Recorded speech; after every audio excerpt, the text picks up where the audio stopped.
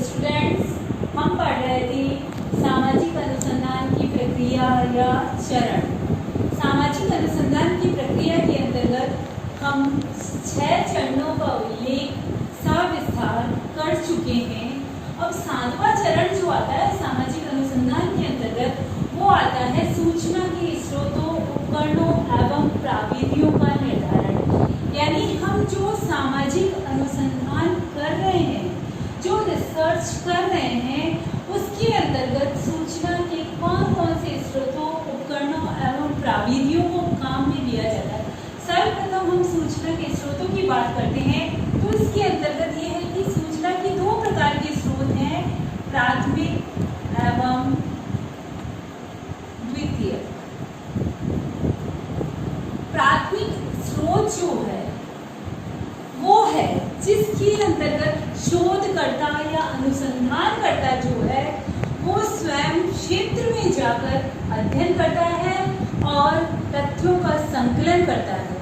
अर्थात अनुसंधानकर्ता प्रथम बार जिन तथ्यों का एकत्रण करता है, जिन तथ्यों को एकत्रित करता है, वो प्राथमिक स्रोतों के अंतर्गत आते हैं।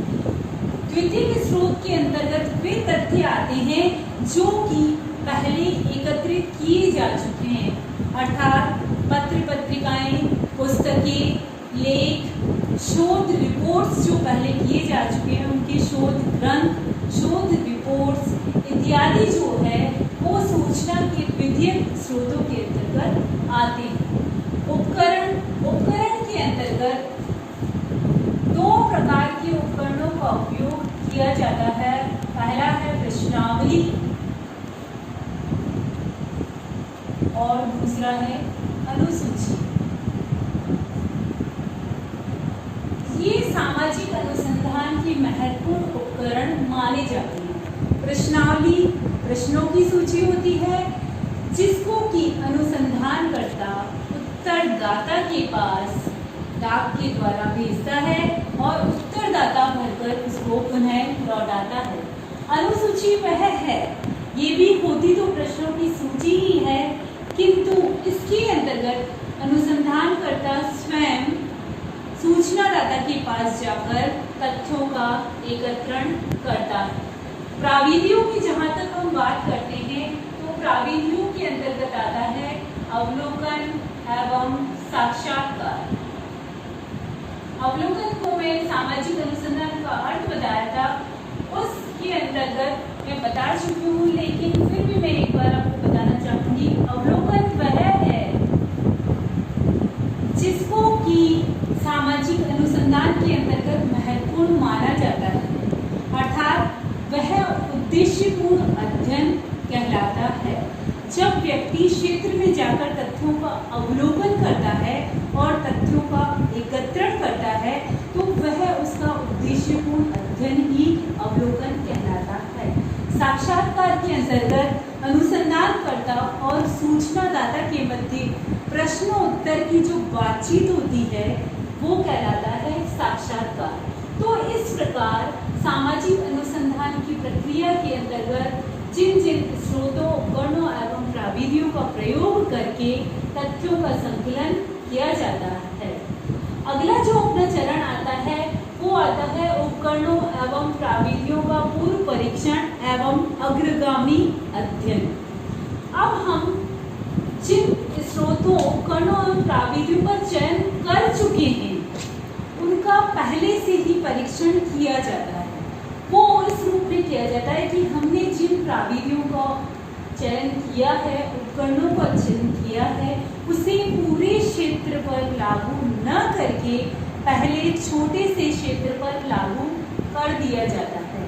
वो इसलिए किया जाता है क्योंकि ताकि यदि उन उपकरणों, स्रोतों या प्राविधियों में कोई गलतियां हो तो उनको आसानी से पकड़ा जा सके और कोई असंगति हो तो उसको दूर किया जा सके। इसलिए उपकरणों एवं प्राविधियों का पहले से पूर्व परीक्षण छोटे से क्षेत्र में लागू करके कर लिया जाता है।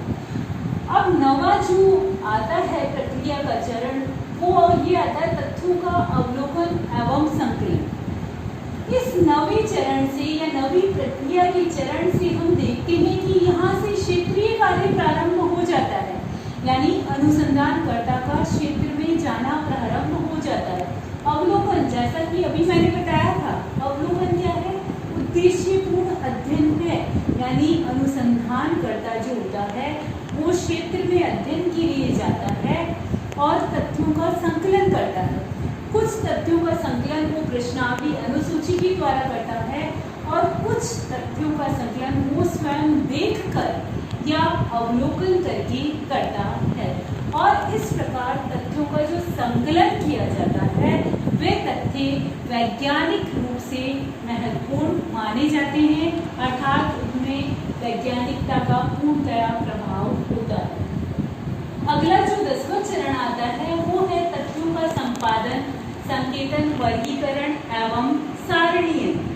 तथ्यों का विश्लेषण करने के लिए सबसे पहले इसके अंतर्गत तथ्यों का संपादन किया जाता है।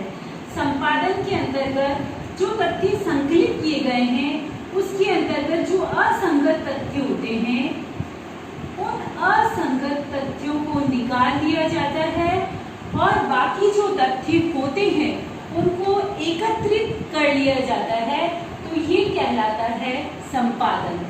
संकेतन जो है, यदि एकत्रित किए गए तथ्यों को विभिन्न श्रेणियों में विभाजित किया जाता है तो वह कहलाता है संकेतन। अगला आता है वर्गीकरण। वर्गीकरण के अंतर्गत अध्ययन के द्वारा जो भी तथ्य एकत्रित किए गए हैं उन सभी तथ्यों को समान विशेषताओं के आधार पर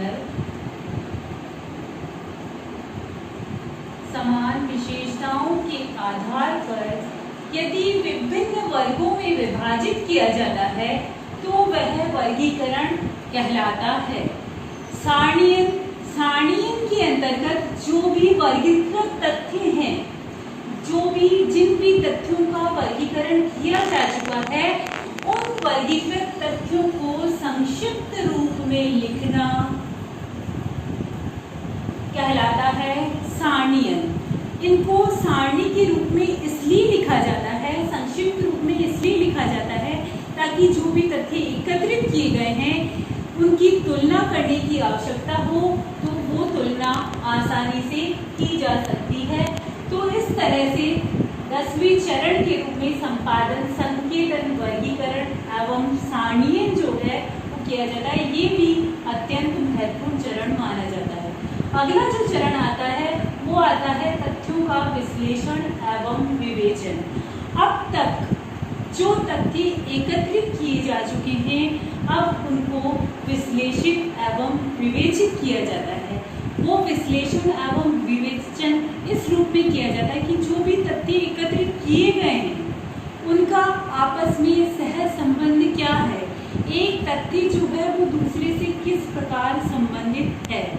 साथ ही साथ जो भी तथ्य एकत्रित किए जा चुके हैं उनमें आपस में कार्य कारण संबंध बदलाने का कार्य इस चरण के अंतर्गत किया जाता है। अंतिम चरण के रूप में जो आता है सामाजिक अनुसंधान का वो आता है सामान्यीकरण एवं नियमों का प्रतिपादन।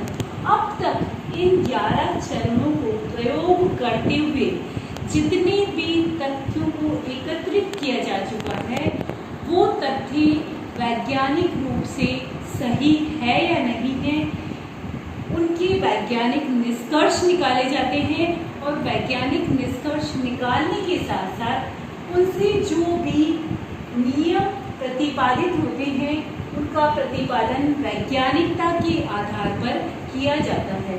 अंतिम रूप में नियमों का प्रतिपादन जो है वो एक प्रतिवेदन रिपोर्ट प्रस्तुत करके किया जाता है। पूरा अनुसंधान जो है, पूरी प्रक्रिया जो है उन सभी चरणों को उपयोग में लेते हुए अंत में प्रतिवेदन प्रस्तुत किया जाता है। इस प्रतिवेदन के अंतर्गत पूरी प्रक्रिया के अंतर्गत जो कार्य किया गया है उन सारी कार्य या प्रक्रिया का प्रस्तुतिकरण होता है। इस प्रस्तुतिकरण के अंतर्गत ये बताया गया है कि सामाजिक अनुसंधान करने के लिए इस पूरी प्रक्रिया से गुजरना आवश्यक है, क्योंकि इस प्रक्रिया के बिना अंत में वैज्ञानिक निष्कर्ष नहीं निकाले जा सकते हैं।